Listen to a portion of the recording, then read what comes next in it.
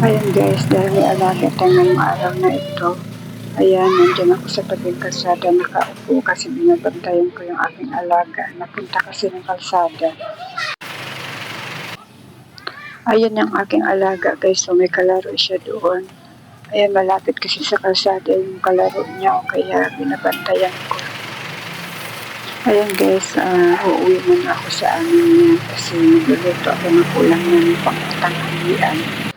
Ang anak ko man ang magbabantay din sa aking alaga.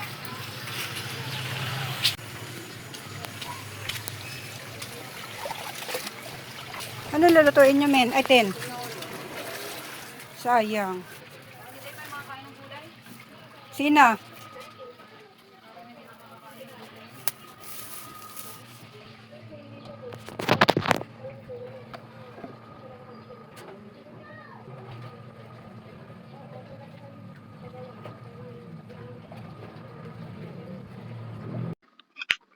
Ayan guys, ready ko na yung aking nalutuin.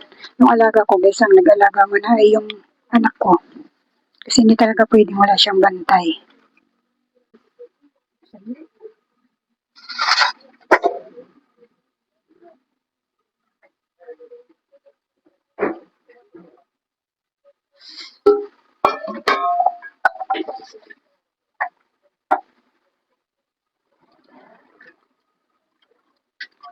Nahirapan nga pala ako dyan hiwain yung sayote guys kasi magulang na pala yung sayote na nabili ng anak ko. Tapos ang kutsilyo ko pa ay walang hawakan dahil nabali nga yung hawakan ng kutsilyo ko. Nakalimutan ko kasi bumili ng kutsilyo pag ako'y napunta ng bayan. Gusto ko sana ipabalik yan sa anak ko yung sayote kaso nga lang nahiwa ko na kasi. Naawa din naman ako sa nagtitinda kung ibabalik ko pa yan. Kaya pinagpatuloy ko na lang hiwa-hiwain yung yung sayote. Pati yung buto guys, hirap na hirap akong tanggalin kasi matigas na talaga. Gulang na yung sayote pero pinagtiyagaan ko na lang din kasi naawalan talaga ako sa nagbibinta.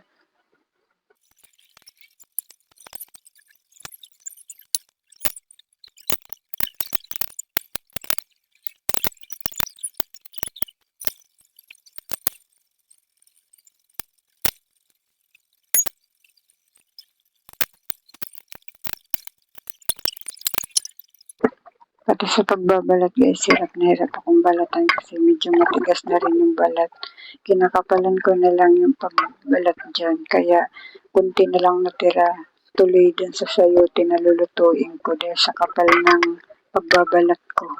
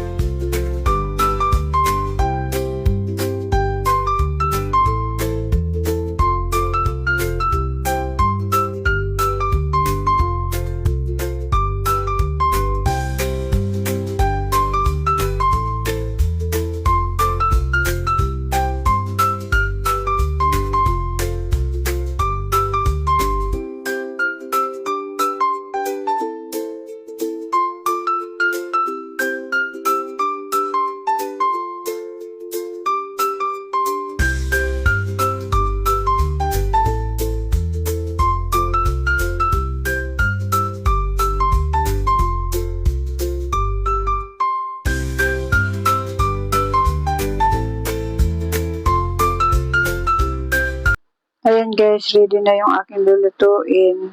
Bawang, sibuyas, carrots, at saka kunting karne, at saka yung sayote. Kaunti na lang yung sayote guys, so. Kunti na lang yung sayote guys kasi makapal yung pagkabalat ko kasi matigas na yung balat niya. Diyan naman guys ay sinimulan ko na ang aking pagluluto.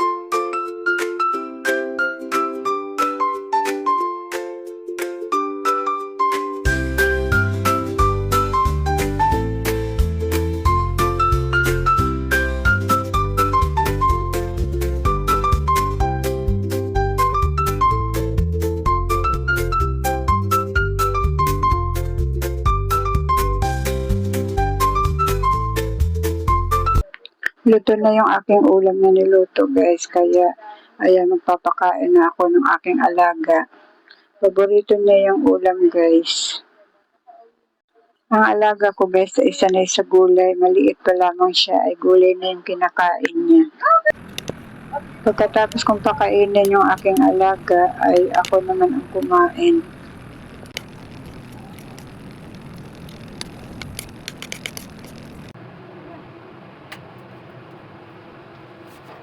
Ayan guys, may parcel na dumating guys. Ayan yung aking hinihintay na parcel.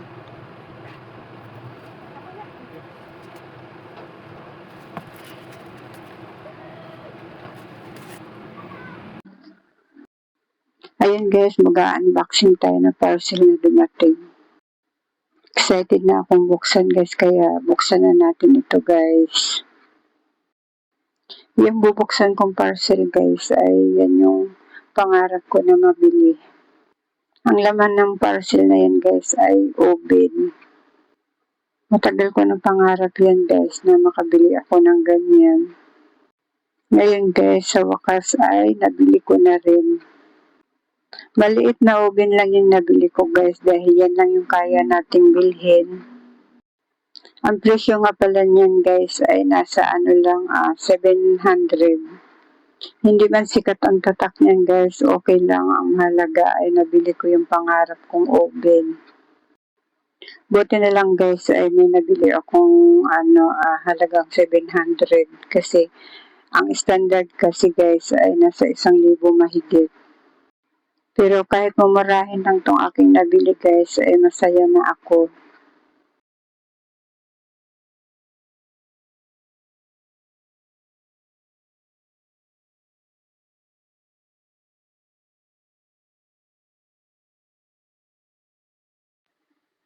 Ayan guys, ang cute ng aking nabili na oven.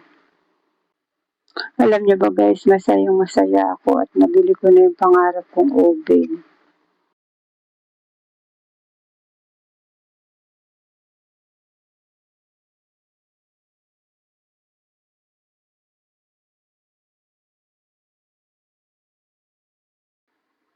Ayan guys, ang cute ng aking oven guys na nabili. Maliit lang talaga siya. Ayan guys, nailagay ko na siya dun sa lababo namin. Ayan ang cute ng tingnan yung aking mga guys, mga nakalagay ko sa lababo. Hindi nga lang talaga siya kulay puti guys. Ang gusto ko talaga sana ay yung puting-puti katulad yung nasa rice cooker. Kaso nga lang wala talaga puro ganyan talaga yung kulay na mayroon sila. Ayun guys, hanggang dito na lang muna tong aking video. Maraming salamat sa panonood at suporta niyo.